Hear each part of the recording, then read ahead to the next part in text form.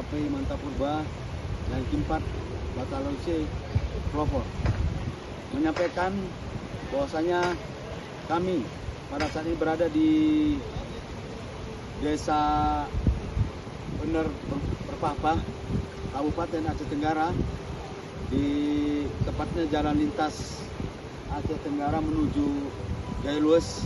Kami berada di posisi jalan yang rusak akibat pasca banjir. Namun demikian perlu kami sampaikan kepada seluruh masyarakat bahwasanya saat ini jalan lintas Desa Bener Papahan, Kabupaten Aceh Tenggara sudah berjalan normal. Dan di sini juga perlu kami sampaikan untuk kebutuhan ya, makanan, pangan, bantuan sudah sampai kepada masyarakat yang ada di Desa Bener Papah, Kabupaten Aceh Tenggara.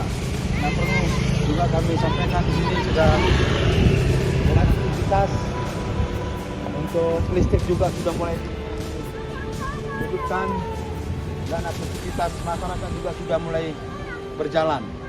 Mudah-mudahan harapan kita seluruh masyarakat untuk bisa kembali normal seperti biasanya.